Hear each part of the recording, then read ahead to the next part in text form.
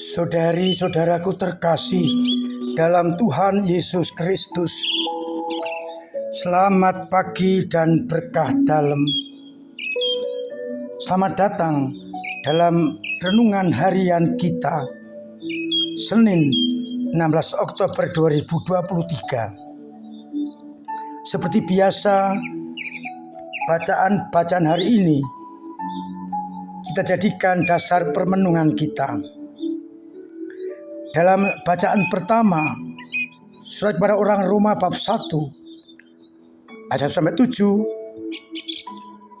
menegaskan bahwa para rasul Paulus dan teman-temannya dengan pengetahuan Kristus mendapatkan kasih karunia Allah dan jabatan rasul untuk menuntun semua bangsa agar percaya. Sedangkan pada Injil, Yesus menegaskan kepada angkatan ini tidak akan diberi tanda selain Nabi Yunus, karena anak manusia lebih besar daripada Yunus dan juga lebih besar daripada Salomo. Anak manusia akan menjadi tanda bagi angkatan ini. Saudara-saudara terkasih,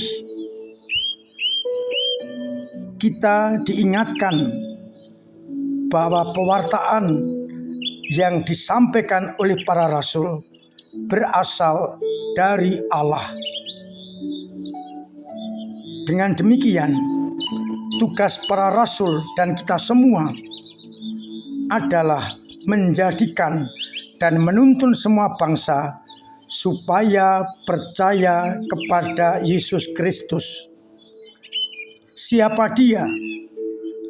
Dialah yang diutus untuk menjadi tanda bagi orang yang percaya, bagi umat manusia, agar orang yang mendengarkan suara Putra bertobat dan kemudian beriman serta diselamatkan.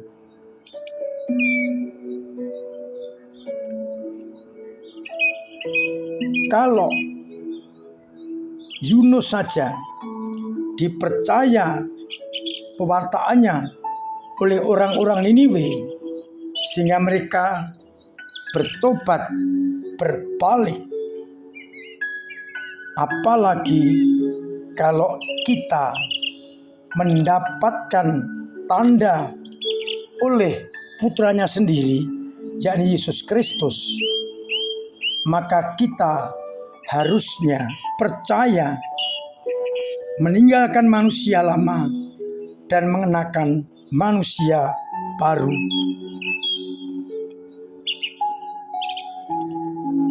Salomo dengan hikmatnya, Yunus dengan pewartaannya mampu mengubah orang bertobat. Salomo memberikan kebanggaan dari Ratu Selatan yang mendengar hikmat Salomo, apalagi anak manusia yang menjadi tanda keselamatan. Oleh karena itu, hendaklah kita mendengarkan dan peka akan tanda-tanda yang diberikan oleh Yesus Kristus kepada kita, agar kita mengerti tanda itu dan semakin mampu dekat dengan sang tanda, yakni anak manusia. Dan bila kita dekat dengan anak manusia, kita percaya kita pun punya tugas seperti para rasul, menuntun semua bangsa datang kepada Yesus dan percaya. Caranya dengan pewartaan menurut kemampuan kita masing-masing. Ada yang mengajar, ada yang dengan tindakan-tindakan konkret, ada yang dengan teladan dan sebagainya. Pendek kata, kita semua benar-benar diutus menjadi nabi pewarta masa kini. Harapannya semua orang yang mendengarkan pewartaan itu boleh berubah, meninggalkan manusia lama, bertobat, dan percaya kepada Tuhan.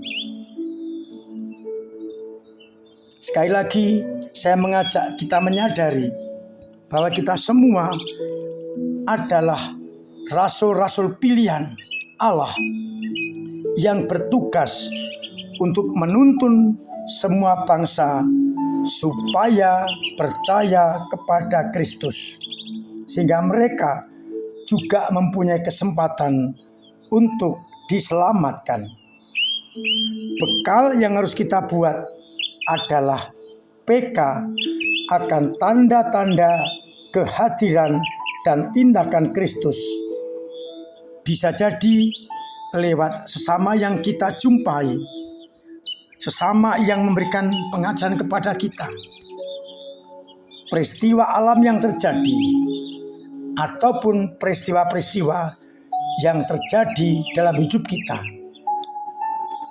Untuk PK mendengarkan gerakan, suara dan tindakan Allah, kita memerlukan situasi hening, mencoba menenangkan diri, mendengarkan suara Allah, juga dalam doa-doa dan meditasi kita, sehingga akhirnya semua orang benar-benar mendengarkan sabda Allah lewat pewartaan kita. Mari bersama-sama kita mohon rahmat Allah agar kita dimampukan untuk PK mengerti kehendak Allah, tanda-tandanya yang harus kita tangkap, kita hidupi, dan kita laksanakan. Tuhan memberkati kita sekalian. Amin. Marilah kita berdoa. Bapa yang penuh kasih, bukalah hati kami bagi sabdamu, agar kami mengerti kehendak-Mu, tanda-tanda yang diberikan kepada kami, agar kami menangkapnya, menghidupinya, dan kemudian melaksanakan hidup sehari-hari, yang memberikan tugas kepada kami, menuntun banyak orang datang kepadamu. Semoga kami dengan tekun membawa banyak orang semakin dekat dengan Engkau sendiri. Tuhan, kuatkanlah iman yang lemah. Buatlah orang semakin beriman kepadamu. Semoga umat yang sakit Engkau sembuhkan, yang punya beban berat Engkau ringankan, yang punya persoalan Engkau urai, sehingga mereka boleh mengalami kasih setia-Mu. Biarlah semua orang PK akan tanda-tanda dan kehendak-Mu, sehingga mengikutinya dan akhirnya menjadikan pegangan hidup dalam hidup mereka sehari-hari. Untuk itu, sertai, bimbing, dan berkati kami, Bapa dan Putera dan Roh Kudus. Amin. Saudara-saudara terkasih, saya tetap mengharapkan, menganjurkan, meminta, bahkan setengah mewajibkan untuk mematuhi protokol kesehatan agar kita terbebas dari mara bahaya. Terima kasih semua usaha dalam mendukung gereja, termasuk mendukung misi. Dan seperti saya sampaikan pada hari Minggu dan Sabtu kemarin, amplop misi tetap saya buka sampai akhir bulan, dan hasilnya akan kita kirimkan ke tanah misi, khususnya di Flores, agar para misionaris mampu untuk bersukacita juga dalam melayani misi. Hari ini 16 Oktober bagi Tarekat MSF merupakan peringatan mengenang wafatnya Pater Pendiri yang wafat tahun 1908. Semoga doa-doa Pater Pendiri menjadikan banyak orang muda tertarik menjadi anggota MSF. Maka mau doa bagi umat agar mendoakan tarekat MSF, agar banyak orang bekerja di kebun anggur Tuhan. Akhirnya selamat pagi, selamat merenungkan, salam sehat, Tuhan memberkati.